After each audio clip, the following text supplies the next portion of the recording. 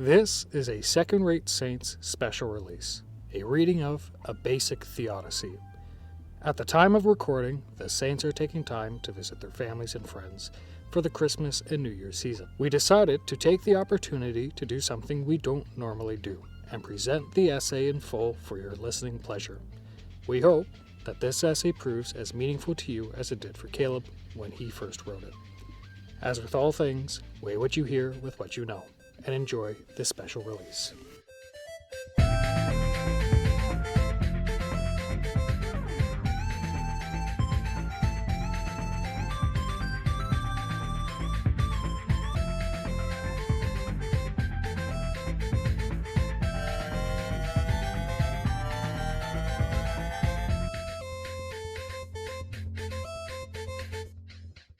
A Basic Theodicy by Caleb, November 2019.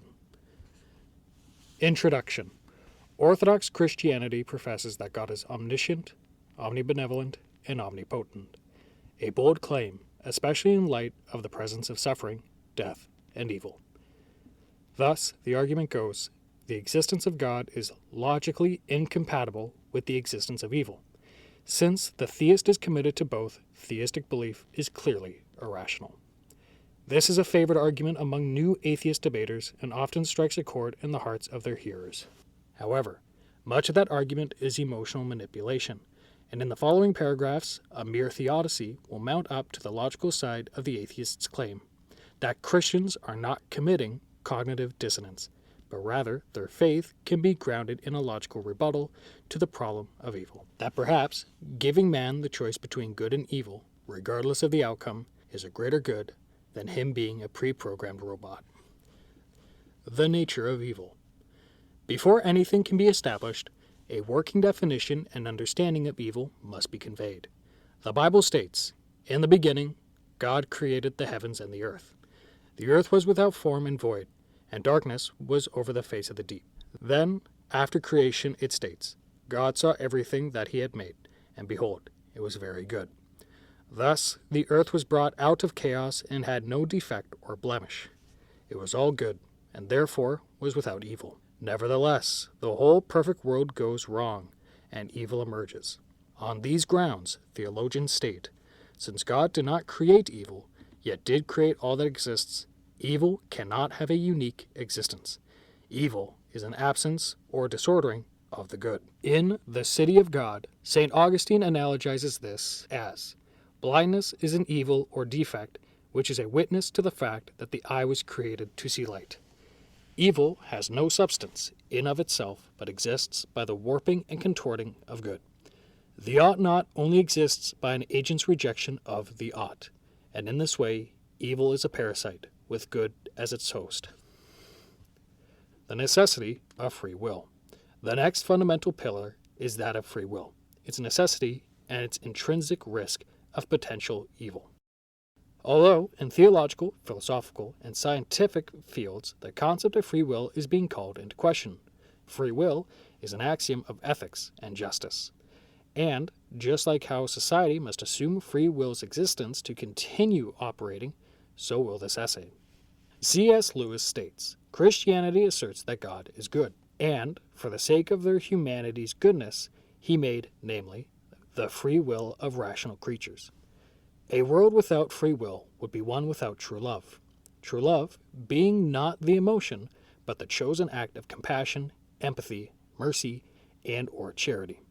If one builds a robot to love an infant and programs it to act accordingly, it is one thing.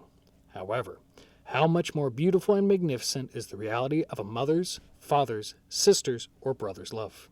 For this reason, the latter is better. That, although the people have the choice to reject the infant, they choose to love him. Free will is what makes reality worth anything. The money in the poker game, and without it, the whole show is worthless and pointless. Free will comes with a cost. That cost, in of itself, is not evil, but is the inherent potential evil that free will comes with. For, if one truly has the ability to choose the beauty of good, they must also have the ability to choose the perversion of evil. Some might say that God's decision to give free will is a high-risk, high-reward gamble. However, it was no gamble or risk at all. As God knows all things, he knew that man would choose to actualize evil in their abuse of free will. For this reason, many say that the holy God saw a greater good in allowing evil. God foresaw the cost of free will and calculated it as inferior to the good it will produce. The Fall. Somewhat covered previously, all things were originally good, but yet humanity stands today, surrounded and full of evil. Genesis 3 explains how the world got into this state. The chapter starts with the world, having been made from chaos into perfect harmony, but then ends in banishment and curses. The narrative reveals that man was tempted and fed lies by a serpent, Genesis 3, 1-5. Man then refutes God's authority by eating the forbidden fruit, Genesis 3, 6-7. And the consequences of this action, Genesis 3, 8-24. Some take this narrative literally, and others metaphorically. But that is not a concern of this paper. This passage teaches that man is now a horror to God and to himself, not because God made him so, but because he has made himself so by the abuse of his free will. Many theologians say that the forbidden fruit, or even its consumption itself, was not the cause of the fall, but rather, by eating from this tree, Adam would, in effect, be claiming that he would know and decide what is good and evil for him without any reference to God. It was a rejection of man's place under God and the turning away from the created harmony of order, back towards chaos. That is, at the core of man's fall. There is no middle ground. When one rejects God and his order, the only place to turn to is back to nothingness and chaos. Eastern Orthodox theology puts it in this way: this, nothing, from which we have come through God's creative act, is the only place to which we can turn. This matches the understanding of evil's nature, as an absence or disordering, and how it could be introduced into the perfect creation. The fall can then be stated metaphorically as such. Man abuses his free will and rebels against God. But in doing so, he turns from the created order, reached into chaos, and out of the chaos sprung the evil infection of man's heart. It is for this reason that mankind now stands as monsters in a chaotic and hostile world. The fallout of this disastrous event left infection, or distortion, in the hearts of humanity. In the fall, Adam's sin became part of him and of the moral nature that he passed on to his descendants. Both man and creation have fallen, but one can say that the evil of man accounts for 4/5 of the suffering. That number is not solid, nor meant to be taken literally, but it matches the common understanding that a beast, or nature, can never be so cruel as a man, so artistically cruel. The horrors of torture, abuse, in all forms, betrayal, murder, sexual perversion, and the like, lay at the feet of man. The Bible concurs with this truth, further adding, "They have all turned aside. Together they have become corrupt. There is none who does good, not even one." One can ask God why he permits so much evil to take place, but man can be asked why he aims at the spilling of blood, breaking of hearts, and his own further corruption. Within the effects of the fall lays a true horror, a beast hidden in every man, a beast of rage, a beast of sensual inflammability at the cries of the tormented victim, and unrestrained beast let off the chain, a beast of diseases acquired in debauchery, gout, rotten liver, and so on. After the fall, man's heart became a battleground, and now the line dividing good and evil cuts through the heart of every human being. And who is willing to destroy a piece of his own heart? Even if all evil in this world were non-natural in origin, the demand for an answer to why God allows monstrous men to enact evil on others still looms. Not all evil in the world derives from the hands of modern man, per se. Apart from man's heinous crimes, there is a natural evil, i.e. earthquakes, tsunamis, diseases, tornadoes, hurricanes, and all other natural phenomena alike.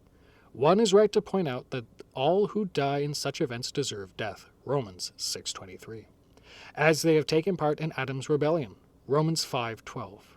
However, there is another answer to natural evil, being that the free choice of Adam and Eve brought natural disaster on the world.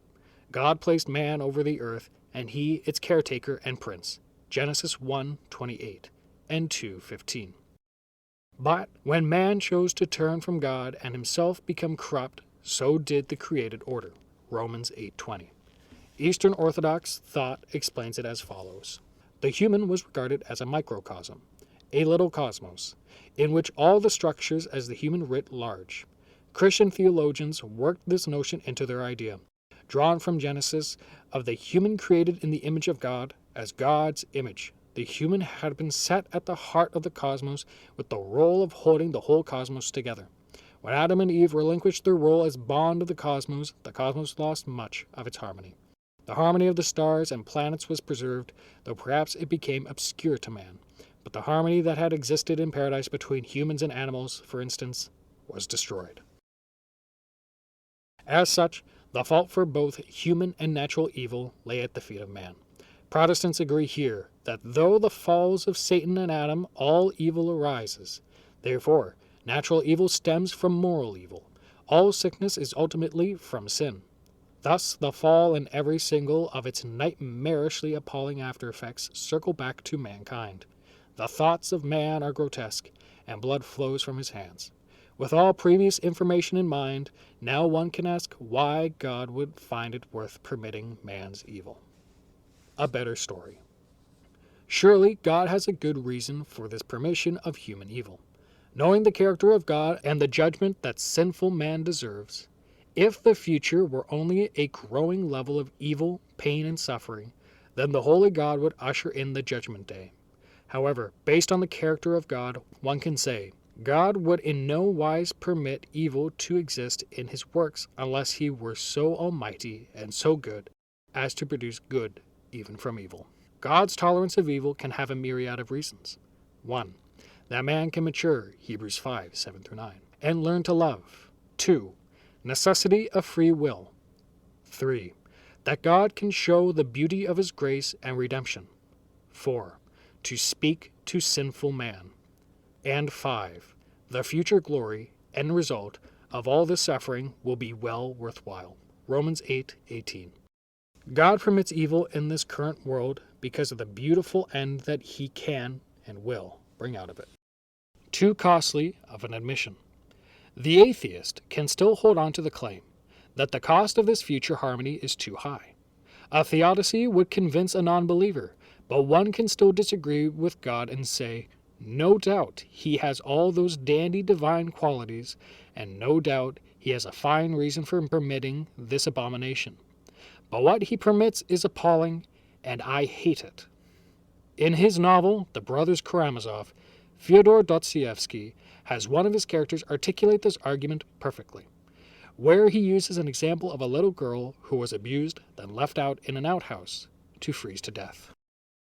Can you understand that a small creature who cannot even comprehend what is being done to her in a vile place, in the dark and the cold, beats herself on her stained little chest with her tiny fists and weeps with her anguished, gentle, meek tears for dear God to protect her? Can you understand why this nonsense is needed and created? Without it, they say man could not even have lived on earth, for he would not have known good and evil. Who wants to know this damned good and evil at such a price? The whole world of knowledge is not worth the tears of that little child to dear God. On these grounds, Dostoevsky has his characters say they have put too high a price on harmony. We can't afford to pay so much for admission, and therefore I hasten to return my ticket. Alvin Plantinga says that this is the strongest argument from evil. The argument ignores all Christian answers given and presupposes that, in the face of this kind of appalling evil, that there just couldn't be an omnipotent, omniscient, and wholly good person superintending our world. This argument is logically flawed because it is built on a false dichotomy, that either 1. The Christian God is a moral monster who permits evil, or 2. The Christian God is not real. The reason why this argument seems so strong is because it appeals to man's emotional understanding of evil, that it is a black hole from which things are taken and never recovered. A little girl might be kidnapped, molested, and killed. Say God condemns the perpetrator and raises up the victim. It does not make the event unhappen. The grand end which God will paint with the current evil might be beautiful, but the non-believer can point out that it will be a paradise built on blood, malevolence, and unanswered cries of the innocent. Now that the Christian has been disarmed of his arguments and defenses, is there any suitable answer they can give to this claim? God is bigger than evil. The statement in the last paragraph is heavy with emotional weight and, as such, deserves a thoughtful and honest answer. The outrage humanity feels for evil is understandable, and so is his emotional confusion to God's permission of its existence. However, Christianity has several responses to Dostoevsky's character. Christians still insist on God's goodness in light of his allowance of evil. But even more than that, he is involved with the cares of the ordinary person. 1 Peter 5:7. Furthermore, Christians have been promised that God will wipe away every tear from their eyes, and death shall be no more. Neither shall there be mourning, nor crying, nor pain any more, for the former things have passed away. When these two truths are understood in the light of God's omnipotence, the Christian then has a solid ground on which to place his faith. For that is the Christian's answer to Dostoevsky's character. Faith. Faith that God is bigger than a black spot of evil in the timeline of man. That not only God is powerful enough to redeem mankind, but he is more than powerful enough to cleanse the dark and bloodstained stone of mankind's history. Evil events will not unhappen. In that regard, the non-believer's critique is right. But Christians have a hope that God is greater than our current understanding of evil and its effects. Conclusion. The problem of evil has been tackled by some of Christianity's best, and they have all given knockdown arguments against the non-believer's claim. As shown, God did not create evil, but evil is the privation of God's good work. This privation was brought in by man's own choices, and he bears the blame for its existence. God allows this current state of evil to continue, because one day he will use it to bring about a great and wondrous redeeming end. However, the problem of evil is complex and multidimensional, and although the logical attack on Christianity has been rebuffed time and time again, the issue still continues to persist, because outrage is primarily emotional.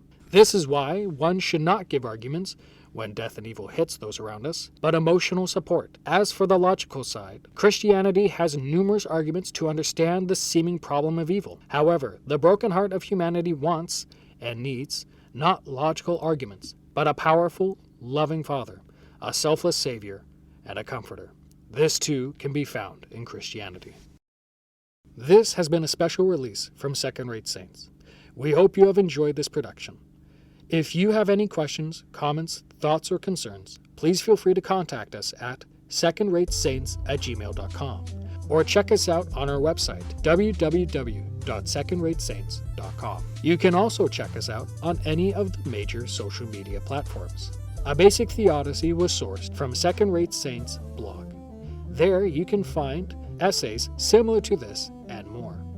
Thank you for listening, and remember, you can always join the conversation with us here at Second Rate Saints.